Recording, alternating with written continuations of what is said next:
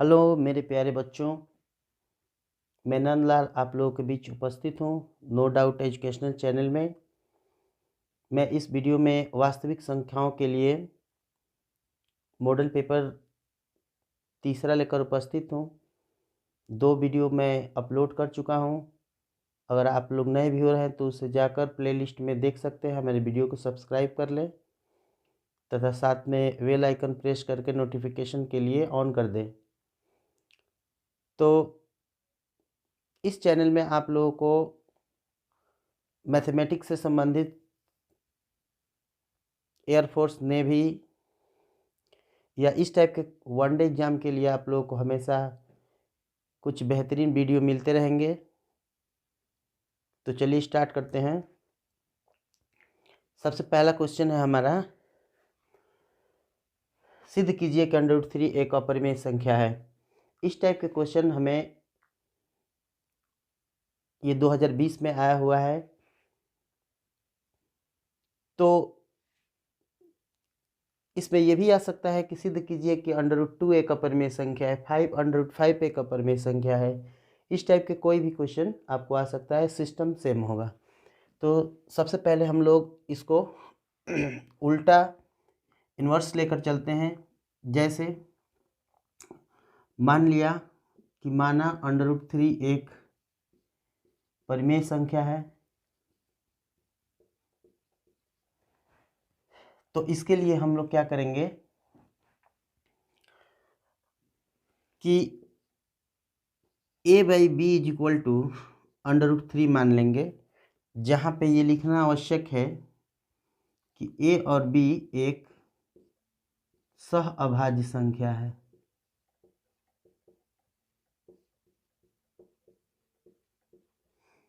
तो थोड़ा सा समझ लिया जाए कि सहअभाज्य संख्या क्या होता है। सहअभाज्य का मतलब होता है कि ऐसा दो नंबर जो जिसका फैक्टर एक से के अलावा किसी अन्य नंबर से डिवाइड ना होता, ऐसा दो नंबर जिसका जो एक के अलावा किसी अन्य नंबर से डिवाइड ना हो।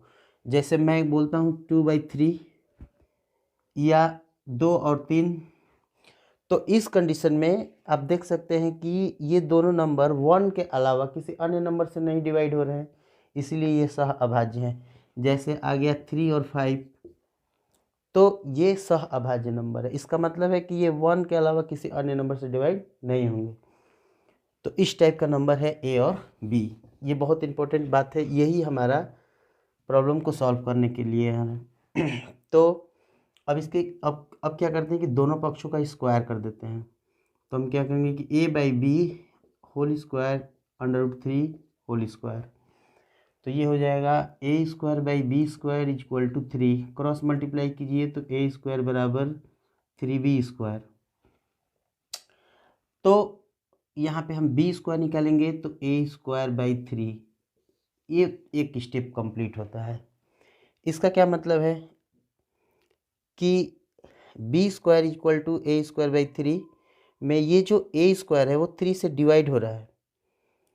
a² 3 से डिवाइड होगा। कोई भी नंबर जब किसी भी नंबर का स्क्वायर अगर 3 से डिवाइड होगा तो वह नंबर भी डिवाइड होता है।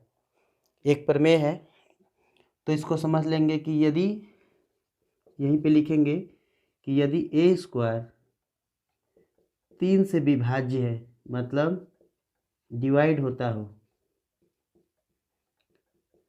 तो a भी 3 से विभाज्य होगा। यहाँ पे एक पॉइंट हमारा, ये फर्स्ट स्टेप हमारा कंप्लीट होता है। तो चलिए सेकंड स्टेप देखते हैं यहाँ से। अब इसी चीज़ को हम लोग यहाँ से उठा लेते हैं, a² = 3b² को। a² = 3b²। अब यहाँ से a के स्थान पर हम लोग क्या करते हैं कि 3c मान लेते हैं, कोई नेक्स्ट नंबर। 3 क्यों? तो जो नंबर यहाँ पे रहेगा उसी के साथ कोई अन्य कॉन्सेप्ट 3 के मान लेंगे, 3c मान लेंगे, मतलब a b के अलावा कोई और नंबर मान लेंगे। तो रखिए यहाँ पे ए के जगह पे 3c, तो 3c whole square equal to 3b whole square, 3b square sorry. तो यहाँ हो जाएगा 9c square equal to 3b square. तो यहाँ से 3 से 3 9 डिवाइड हो जाता है, यहाँ पे 3c square equal to b square या c square equal to b square अपन 3। देखिए यहाँ सेकेंड स्टेप कंप्लीट होता है, एक स्टेप यहाँ पे, एक स्टेप यहाँ पे, बस यही हमारा मूल मंत्र है। अब यहाँ पे यही बात लिखना है, जैसे मैंने कहा कि ए स्क्वायर जब 3 से डिवाइड होता है तो ए भी 3 से डिवाइड होगा। इसी प्रकार यदि बी स्क्वायर 3 से विभाज्य है तो बी भी 3 से विभाज्य होगा। अब यहाँ तक लिख लीजिए, समझ लीजिए। यहाँ तक आप लोगों को दोनों स्टेप को लेके चलना है। इसके बाद बस फाइनल स्टेज पे केवल हम लोग थोड़ा सा और प्रोसेस कर देंगे, ये हो जाएगा। अब यहाँ पे समझिए कि जब ए 3 से डिवाइड हो रहा है यहाँ पे, और यहाँ बी भी 3 से डिवाइड हो रहा है, इसका मतलब है कि ए और बी दोनों 3 से डिवाइड है, ए और बी दोनों 3 से डिवाइड है। जबकि यहाँ पे हम लोग पहले माने हैं कि ए और बी सहअभाज्य है, अर्थात ये 1 के अलावा किसी अन्य नंबर से नहीं कटता है, यही विरोधाभास है। तो यहाँ पे हम लोग लिख देंगे अतः फाइनल पे कि ए बी 3 से विभाज्य है, अर्थात यह सहअभाज्य संख्या नहीं है, अर्थात यह सहअभाज्य संख्या क्यों नहीं है, क्योंकि ये 3 से दोनों नंबर कट रहा है, जबकि यहाँ पे सहअभाज्य का मतलब होता है कि जो एक के अलावा किसी अन्य नंबर से ना कटे। तो ये बात विरोध हो गया यहाँ पे। तो ये विरोध किस वजह से हुआ है, क्योंकि हमने गलत परिकल्पना किया है। तो यह एक विरोधाभास है। लास्ट स्टेप कंप्लीट होता है, यहाँ पे लिख देना है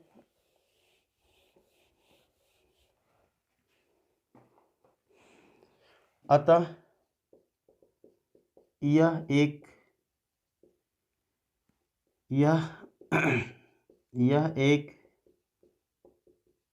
विरोधाभास है जो गलत परिकल्पना के कारण हुआ है, क्योंकि √3 एक परिमेय नहीं बल्कि अपरिमेय संख्या है। बस ये स्टेप समझना है आप लोगों को। तो देखिए मैथमेटिक्स में हम लोगों को स्टेप क्लियर करना है कि स्टेप कौन कौन से स्टेप हमको इस पूरे प्रश्न को हल कराने के लिए पर्याप्त है। तो पहला स्टेप ये ब्रैकेट, दूसरा स्टेप ये ब्रैकेट, जिसको समझ में आ गया यहाँ से यहाँ तक। इसके बाद हमको सीधा लिख देना है कि ए 3 से डिवाइड है, बी भी 3 से डिवाइड है, अर्थात ए बी दोनों 3 से डिवाइड है, अर्थात यह सहअभाज्य संख्या नहीं है।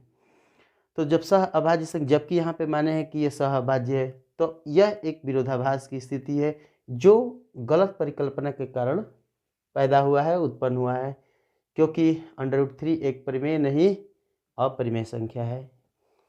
तो इस प्रकार ये क्वेश्चन सॉल्व होता है, बहुत इंपॉर्टेंट क्वेश्चन है।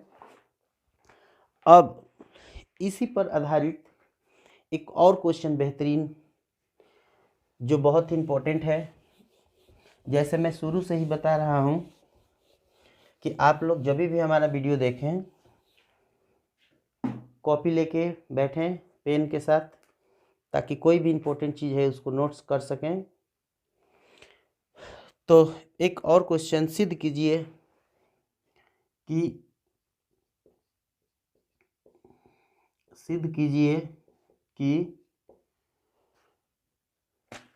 3 + √2 एक अपरिमेय संख्या है। बहुत इंपॉर्टेंट क्वेश्चन है ये। नहीं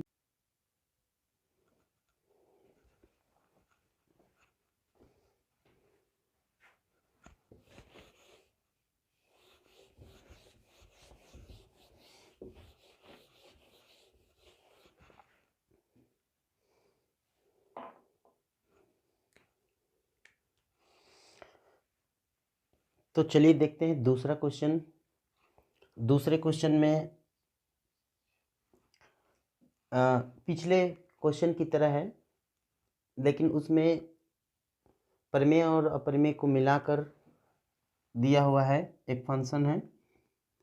जैसे मान लीजिए कि सिद्ध कीजिए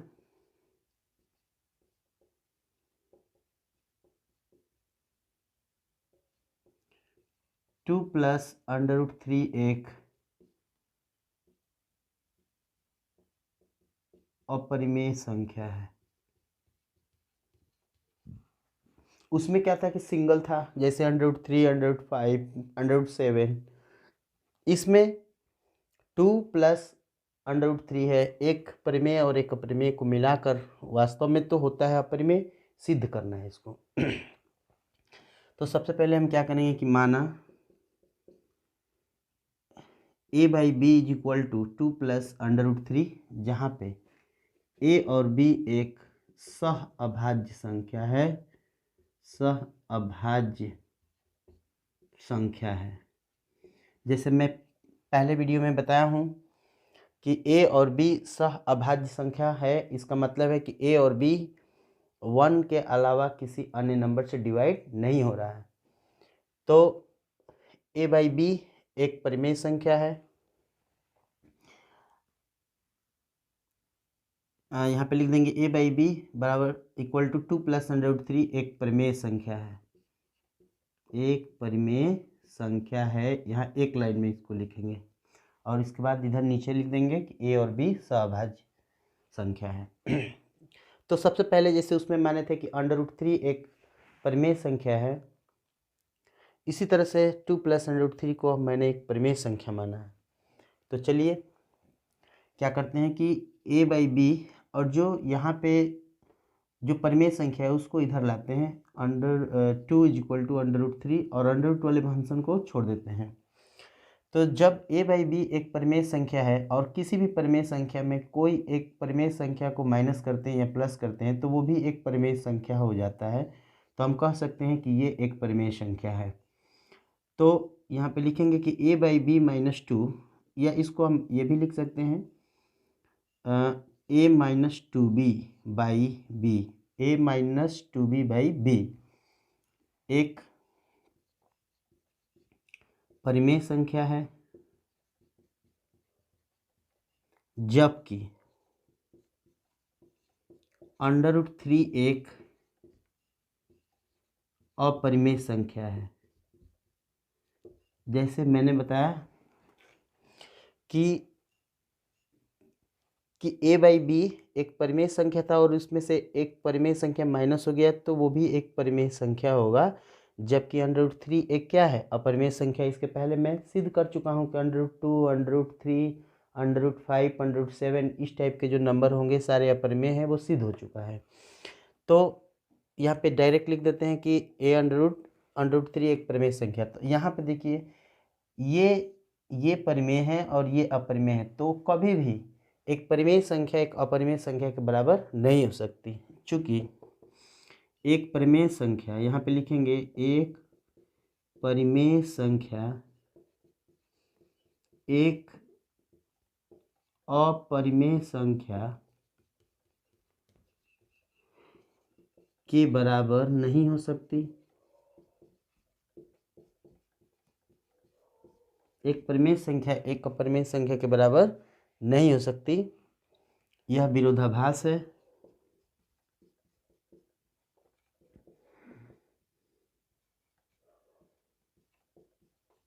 जो हमारी गलत परिकल्पना के कारण हुआ है, जो हमारी गलत परिकल्पना के कारण हुआ है। क्या हमने गलत परिकल्पना की है कि 2 + √3 एक परिमेय संख्या है, यही हमारा गलत परिकल्पना है। अर्थात 2 + √3 एक अपरिमेय संख्या है। तो इस प्रकार यह जो क्वेश्चन है बहुत ही इम्पोर्टेंट है, तो आप लोग इसे ध्यान से कर लीजिएगा, क्योंकि इन दोनों क्वेश्चन में से पहला और दूसरा में से, इसमें से और इसके पहले वाले क्वेश्चन में से एक क्वेश्चन आना ही है ना। तो चलिए अगला क्वेश्चन लास्ट।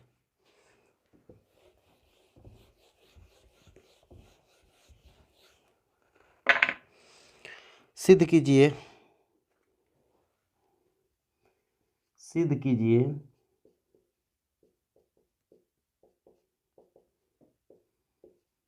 कि 2m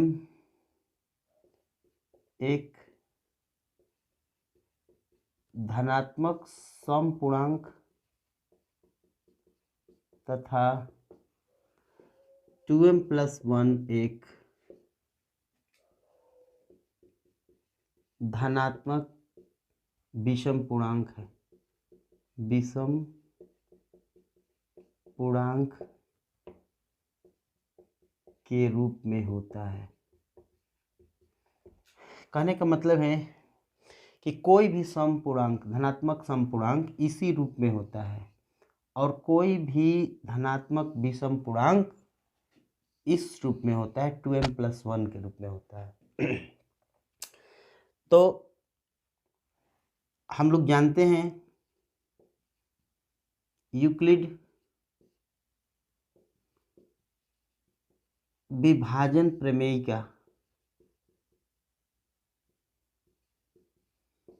के द्वारा कि कोई भी एक नंबर, दो नंबर BQ + R के रूप में होता है, जहाँ पे B का जो वैल्यू है वो R के से बड़ा होता है और R का वैल्यू 0 के बराबर और 0 से बड़ा होता है। अर्थात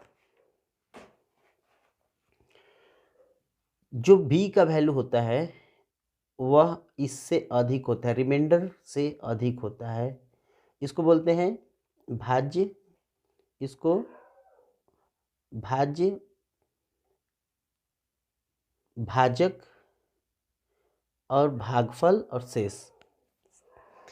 तो जो B की वैल्यू होती है वह R से बड़ा होना चाहिए, माने ये छोटा होना चाहिए इससे, और R का जो मान हो वो 0 तक हो सकता है, 0 से ऊपर होगा, माइनस में नहीं होगा। इस बात को समझना है पहले। तो यहाँ पे हम क्या कर देंगे कि A बराबर हम लोग 2m मान लेते हैं। तो 2m मानेंगे तो जो R का मान होगा, यह मैंने कहा कि B का मान अधिक होता है R के मान से, तो उस कंडीशन में A बराबर 2m प्लस यहाँ पे जो R है उसका वैल्यू, R का वैल्यू 2 से कम होगा, अर्थात 0 और R का मान 0 और 1 हो सकता है, क्योंकि जो R का मान है ना ये इससे कम होगा। यहाँ पे बताएं कि R का मान B से कम होगा, तो यह 2 से ये कम होगा, R का मान 0 और 1 होगा।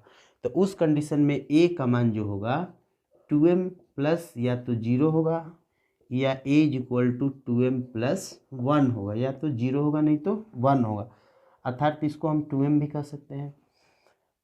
तो इस प्रकार जो A का वैल्यू है 2m या 2m + 1 ही हो सकता है।